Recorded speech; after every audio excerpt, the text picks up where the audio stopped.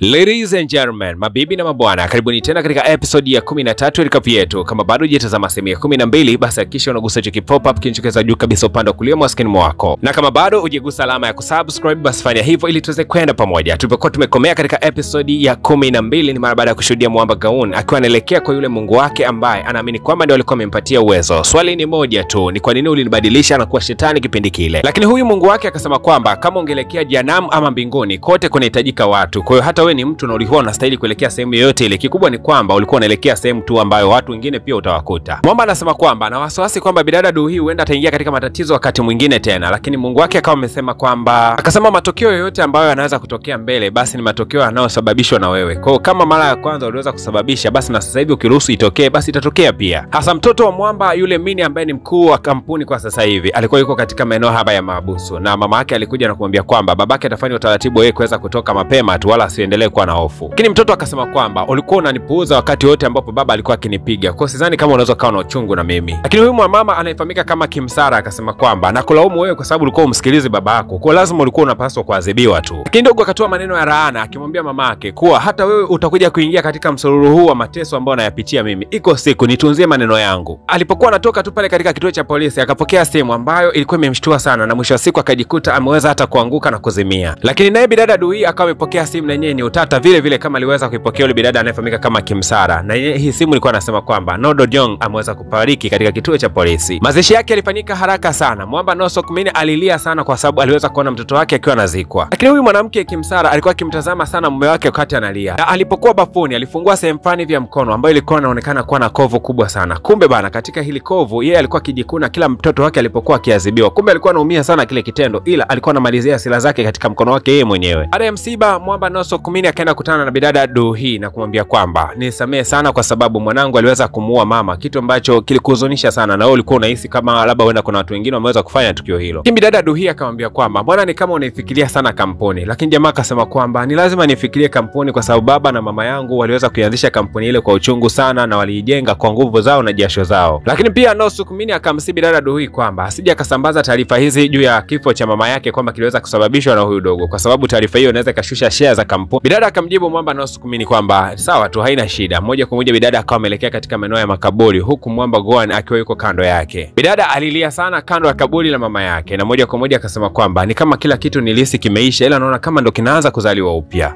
Na siku ya leo Mwamba alichimba na bidada Duhi katika yale maeneo ambayo mazoezi yanafanyika, na bidada Jingayan kumbuka kwamba ndo anafanyaga sana mazoezi katika maeneo haya. Na siku ya leo bidada Jingayan alikuwa akijiandaa kwa ajili ya mazoezi haya ambayo atampeleka moja kwa moja kuelekea nchini Canada kwenda kufanya mashindano ya kimataifa, na anaamini kwamba atakwenda kushinda. Lakini Mwamba alipokuwa akimtazama huyu bidada akawa anakumbuka miaka ile ya zamani na kugundua kwamba bidada Duhi aliweza kufa kwa kucheza mchezo huu. Mwamba akamwambia bidada kwamba nilipokuwa binadamu niliwaua watu wengi sana, watu waliokuwa wakinipenda na watu ambao niliwahi kuwapenda. Bidada Duhi akasema kwamba ni kwa nini ulifanya hivyo? Yeye Mwamba akasema kwamba ni kwa sababu nilimfanya mtu ambaye alinipenda sana kuwa kama sadaka. Mwamba akajilaumu kwa kusema kuwa kama nisingempenda mwanamke yule basi huenda asingekufa. Na akasema kwamba nina wasiwasi kwamba hatima ile ya kwanza inaweza kujirudia pia kwa wakati huu. Bidada akasema kuwa kama itajirudia basi tutakwenda kuikabili kwa upamoja wetu. Akawa anampatia Mwamba mkono. Mwamba alipokuwa akimtazama bidada akakumbuka mbali mno. Bidada pia alikuwa na matumaini pia zamani, na wakati huu aliahidi kwamba atahakikisha na ulinda mwisho wao usijekuwa mbaya tena. Na alipokuwa anamtazama bidada usoni ndio akakumbuka kwamba wazazi wa bidada walikuwa wamechukua mkataba wa kuweza kuishi miaka 10 ili waweze kuwa matajiri sana, na yeye ndio alikuwa ameweza kuwapatia, na siku ya mwisho akaja kuchukua uhai wao. Lakini aliweza kumuona yule mwanamke ambaye ni mama yake na bidada, akawa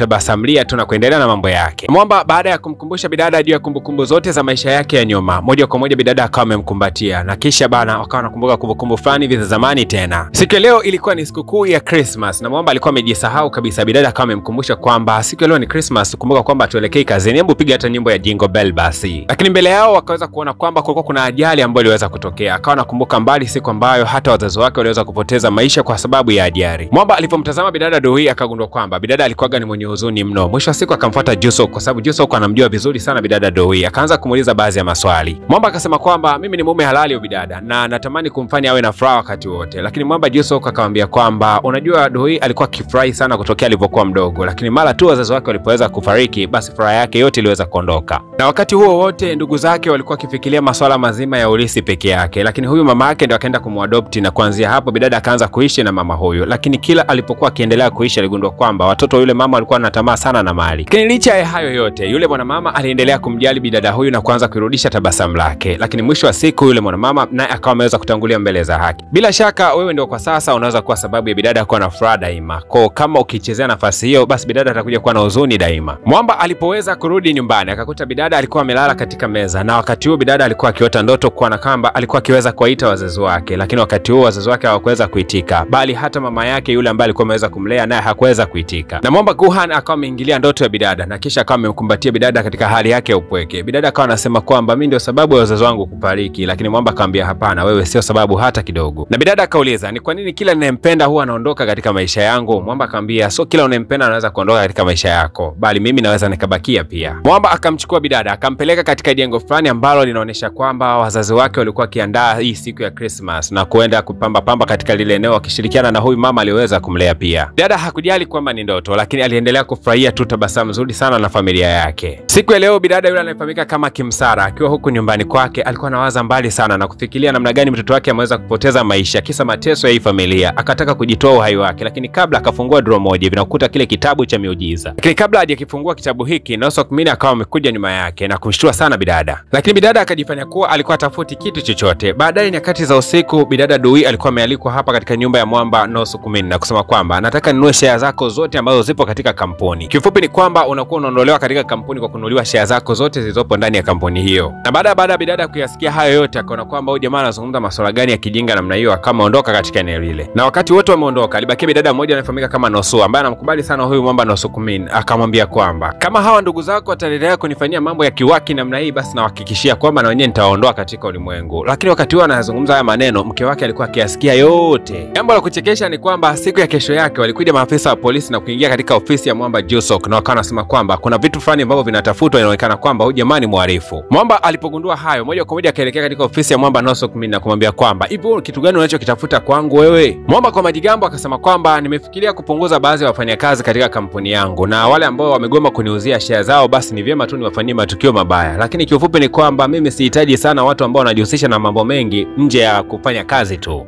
Hapo bila kupoteza muda akawapigia bodi ya madirector na kuambia kwamba kuanzia sasa hivi Jusok anatolewa katika nafasi yake aliyokuwa nayo kabla, atakuwa mfanyakazi wa kawaida kabisa. Na baada ya bidada kuyasikia hayo yote alikasirika sana, akaingia moja kwa moja katika ofisi ya Mwamba Nosok Mini na kumwambia kwamba ni kwa nini umefanya ujinga huo? Lakini Mwamba kwa majigambo akasema kwamba mama aliyekuwa anakusababisha wewe ukae katika nafasi yako ameshakwisha kufa. Kwa hiyo kwa lugha nyepesi wewe ni kama takataka fulani kwangu. Wakati huo bidada anasikia haya maneno akawa anakumbuka kuna message moja imewahi kutumwa. Aliweza kuishuhudia yeye na Mwamba Gamuo kwamba kuna mtu alikuwa anasema yuko tayari kufanya chochote kile ili mradi tu aweze kukalia madaraka. Na bidada katika kuunganisha doti na maneno ya huyu Mwamba akaanza kufikiria kwamba huenda mama yake alikuwa ameuliwa na huyu na sio mtoto wake huyu jamaa. Bidada Rui akapunguka akimchana Mwamba makavu kabisa, akamwambia kwamba unawezaje kumuua mama yako mzazi? Wewe ndio ulikuwa umemuua mama yako mzazi kumbe. Mwamba Nosok Mini akisema kwamba yule mama alikuwa ni shetani na ndiye aliweza kunitengeneza mimi kuwa namna hivi ambavyo nilivyo. Kwa siogopi kabisa wala sijasita kuweza kumwangamiza. Lakini Mwamba Guhan akaelekea moja kwa moja kwa yule bidada anayefahamika kama Kimsara, mke wa Nosok Mini, akamwambia kwamba je, umewahi kukiona kitabu chochote hivi cha kijani? Lakini bidada akasema kwamba hapana, sijawahi kukiona kitabu hicho. Mwamba akamwambia kwamba kama ukija kukiona basi naomba uwasiliane na mimi, na huenda ikawa ni kitu pekee ambacho kitakuja kusaidia wewe kutoka katika shimo hili ambalo unalipitia kwa wakati huu. Upande wa Mwamba Nosok Mini akazidi kumwaminisha bidada na kumwambia kwamba hivi unajua hata huyu mama aliyekuwa anakulea alikuwa ni mbaya sana kwa wazazi wako, walikuwa wameweza kupoteza maisha. Mimi kuna siku nimewahi kumkuta mama anaongea nao katika namna ambayo sio nzuri na niliweza kuweka kile kodi sauti. Na akamwambia wazi kwamba alikuwa amesababisha ajali ya wazazi wako iweze kutokea. Hakuwa mwingine bali ni huyu mama aliyeweza kukulea wewe, ndiye alikuwa akiwafukuza na gari. Mwisho wa siku wale watu wakawa wamepoteza mwelekeo na kupata ajali ile. Na akahitimisha kwa kusema kwamba baada tu ya wazazi wako kuweza kufariki basi kampuni ikawa kubwa sana na mwisho wa siku ikawa ya kwanza ndani ya nchi ya Korea. Mwisho kabisa akasema kwamba wazazi wako ndio ilikuwa kafara ya kusababisha kampuni hii iweze kuwa kubwa mpaka kufikia hii leo. Lakini bidada Dui akasema kwamba haamini kabisa hayo maneno anayoambiwa. Mwamba akakasirika na kusema kwamba niamini ninachokwambia. Akaanza kumkaba mpaka bidada kwa kumsisitizia kwamba anachokisema ni cha kweli kabisa. Bidada alijikuta anakimbia sana kwa sababu jamani kama kichaa fulani hivi. Lakini huku upande wa pili bidada Kim Chan akawa anamfuata Mwamba Guhan na kuanza kumwambia kwamba ni kweli kabisa namjua muuaji wa familia yangu nzima. Aliyekuwa amemuua mtoto wangu ni huyu Mwamba Nosok Mini, lakini pia ndiye aliweza kuhusika kumuua